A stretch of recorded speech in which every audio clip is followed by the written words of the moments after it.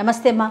నమస్కారం జయలక్ష్మి. అమ్మా అమ్మా కొంతమంది అనుకుంటూ ఉంటారు, నేను చాలా మంచివాడిని, అన్నీ మంచి పనులే చేస్తా, ఎవ్వరికీ అన్యాయం చేయను, ఆ భగవంతుణ్ణి నిత్యం కొలుస్తూనే ఉంటా, అయినా కూడా కష్టాలు నాకే వస్తున్నాయి.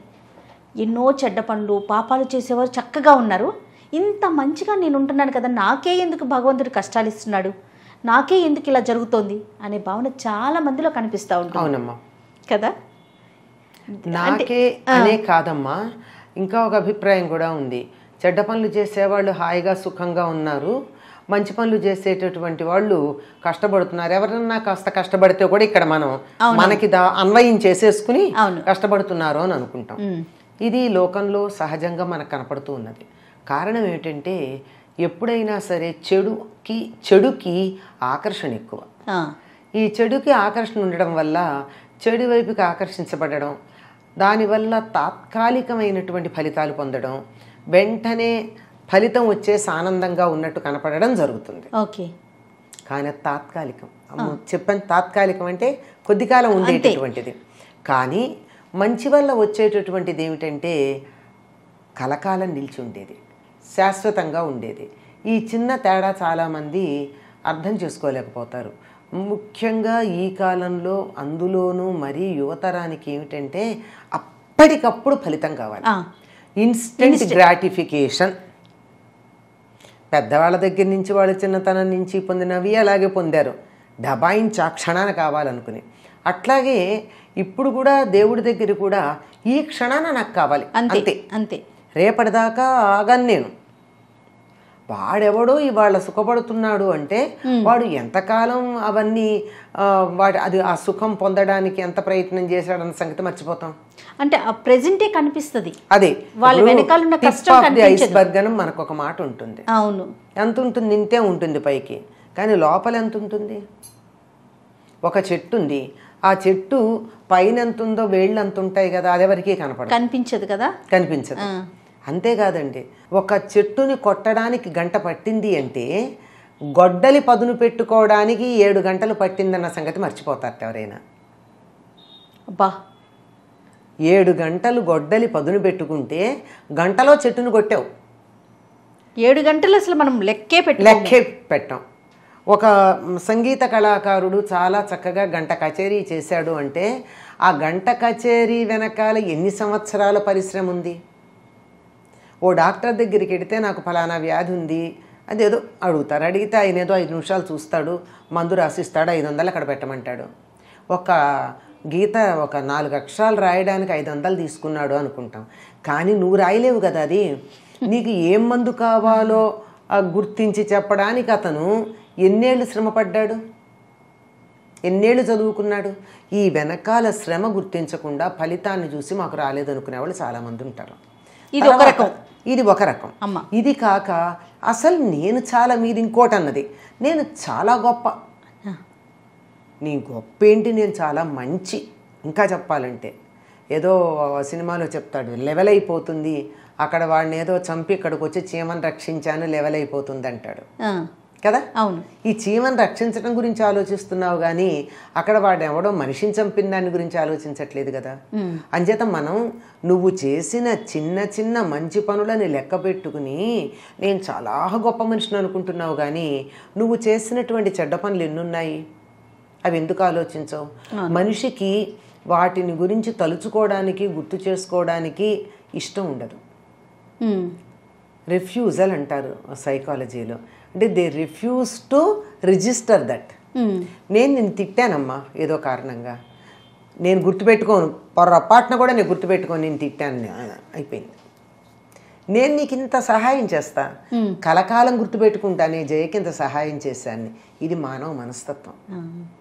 కానీ రాముడు లాంటి వాడు ఏం చేసేవాడు, ఇంత సహాయం ఎదుటి వాళ్ళ నుంచి పొందితే కలకాలం గుర్తుపెట్టుకునేవాడు, తాను ఎవరికన్నా సహాయం చేస్తే మర్చిపోయేవాడు. అందుకే ఆయన రాముడు అయ్యాడు.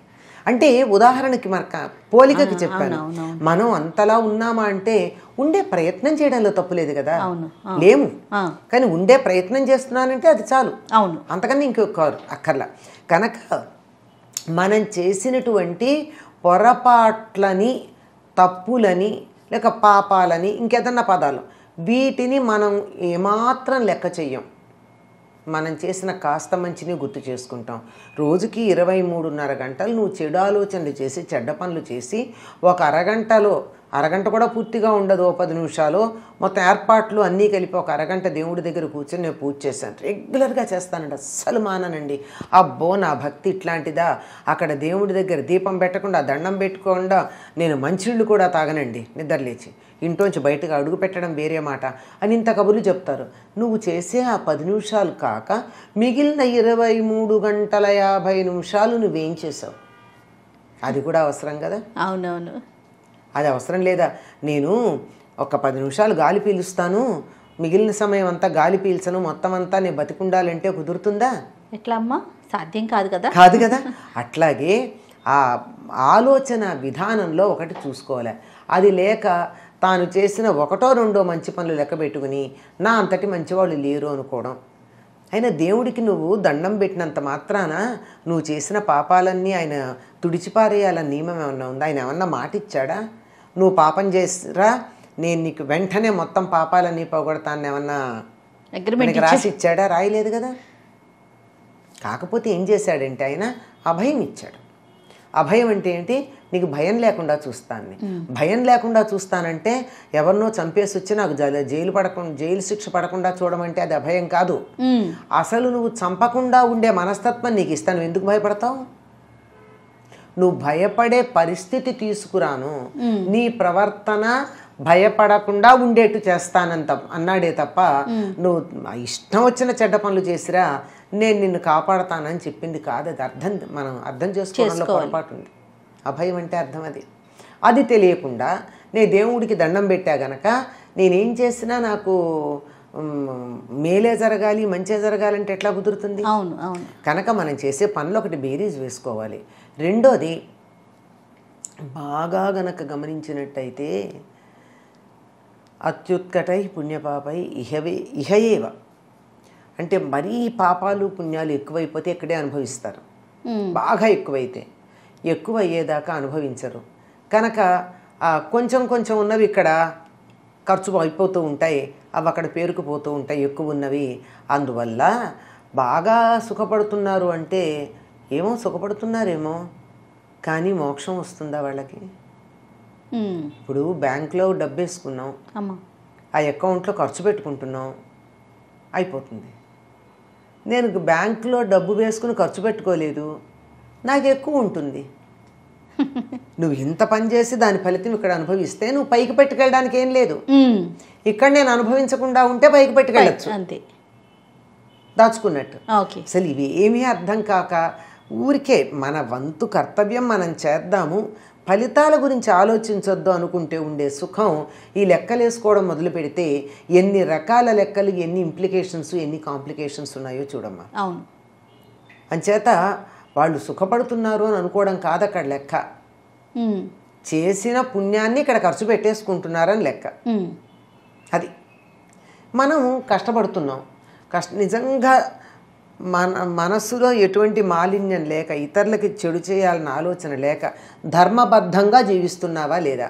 నేను మంచి అంటే సరిపోలా, నువ్వు చేసేది నీ కర్తవ్యం నిర్వర్తిస్తున్నావా, నువ్వు చేసేది ధర్మబద్ధమైనటువంటి పనేనా అని ఆలోచించుకుని చేస్తూ ఉంటే 100కి 90% మనకి ఎటువంటి చెడు జరగదు.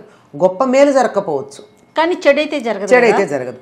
అయినా జరిగింది అంటే నువ్వు మంచి పని చేస్తున్నావు కదా, నీ పాత అకౌంట్స్ అన్నీ క్లియర్ చేస్తున్నా, పాత అప్పులన్నీ తీర్చేస్తున్నాను, సో దట్ నీకు ఫ్రెష్గా ఉంటావు.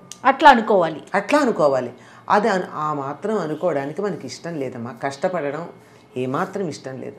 లోకంలో ఏం చెప్తారంటే అందరూ కూడా పుణ్యం కావాలని కోరుకుంటారు కానీ పుణ్యకార్యాలు చేయరు, పాప పనులు చేస్తారు కానీ ఫలితం వద్దనుకుంటారు.